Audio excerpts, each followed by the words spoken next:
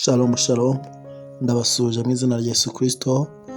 Amahoro y'Imana abane namwe uyu munsi muri iki gitondo. Mbifurije icyumweru cyiza cy'umugisha ku buzima bwanyu.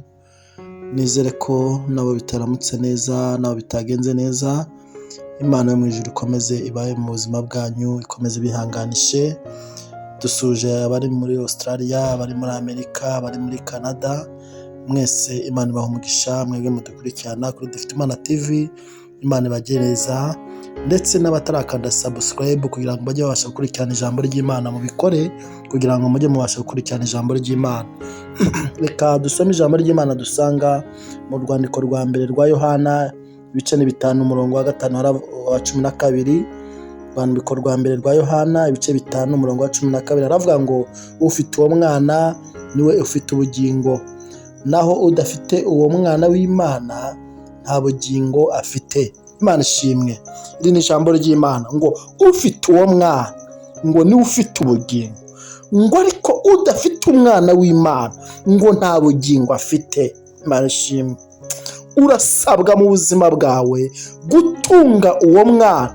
Nta wundi uwo mwana tuvuga ni Kristo Yesu watubambiwe, watutsindiye, wemeye akakwitangira, wemeye akakubambirwa, wemeye akagupfira, kwari ukugira ngo ubone ubugingo, kwari ukugira ngo ubone amahoro. Imana ishimwe. Ngo ufite uwo mwana, Imana ishimwe, umuntu ufite uwo mwana abona amahoro. Umuntu ufite uwo mwana abona ibyiringiro. Umuntu ufite uwo mwana, Imana ishimwe, muri we ahora agira ibyiringiro bidashira. Imana ishimwe. Ngo ufite uwo mwana ngo niwe ufite ubugingo buhoraho. Mu buzima busanzwe iyo umubyeyi afite umwana amuhetse ahabwa agaciro. Imana ishimwe. Abantu baramuhagurukira bakamuha icyo kwicaraho kuko agaciro ni uwo mwana afite. Imana ishimwe. Reka nkubwire, agaciro ni uko ufite Kristo mu buzima bwawe. Haleluya. Ufite uwo mwana, Imana ishimwe, abona amahoro, abona ibyishimo. Imana ishimwe. Isi itaguha. Haleluya. Kuko ufite uwo mwana. Imana ishimwe. Haleluya. Ngo naho udafite uwo mwana w'Imana ngo nta bugingo afite.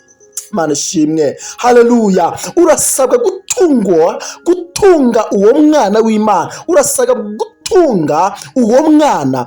Niwe uzagutambutsa mu bikomeye, niwe uzagutambutsa aho utagera, niwe uzagutambutsa, haleluya, mu buzima bwawe. Imana ishimwe. Haleluya. Niwe uzakwicazanya n'abakomeye kuko ufite uwo mwana. Haleluya. Imana ishimwe. Urasabwa gutunga uwo mwana mu buzima bwawe bwa buri munsi. Imana yo mu ijuru iguha umugisha, ikomeze kwambika imbaraga.